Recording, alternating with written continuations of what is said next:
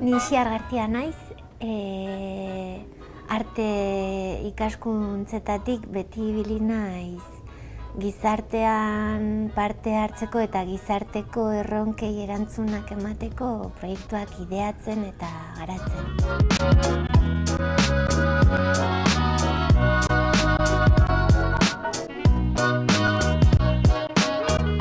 Yo soy Carlos Arruti, aquí faltaría mi pareja Anabel Barona, que también es arquitecta, y nos dedicamos a transmitir la arquitectura a los niños de la ciudad de San Sebastián. Y creo que por eso estamos aquí como expertos improbables en estas dinámicas de participación de los Ausolabs.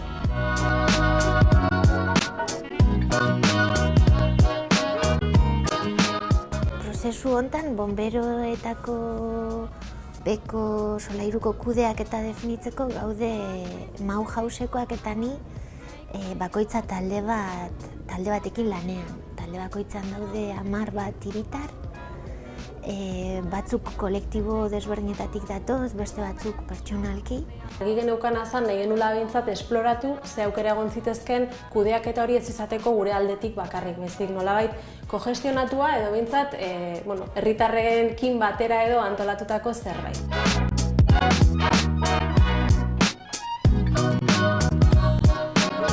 Pertsona desberdinak elkartu gea, 4 edo 5 bileretan zehar, ezagutzen ez genituen pertsonak, bakoitza erakunde edo instituzio edo enpresa baten representazio moduan, eta batzuk bagenituen gauzak amankomunean eta besteak ez. Eta iruditu zait, benetan zoragarria, prozesua lehenengo egunetik bukaera arte ikusten dezulaz besteekin ze gauza dituzun amankomunean, ze ikasi dezakezun.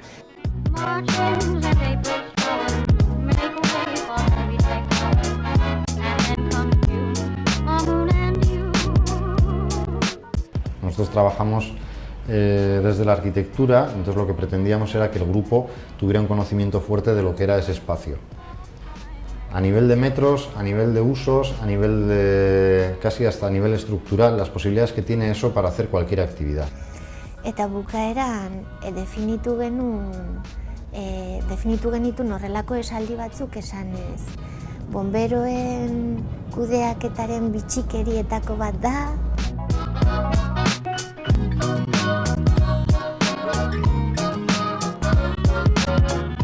Orduan, ondorio bezala bai komentatu da, nolabait beko espazio honek jaso behar dituela eskaera desberdinak 2016arekin eta kulturalekin zentzu zabalean ulertuta erlazionatuta daudenak, nolabait esateko ez dela edo zertarako gauza bat, bezik irizpide batzuei bai erantzun behar diela minimoki, baina irizpide horien barruan abaniko zabal batentzako ere izan behar duela.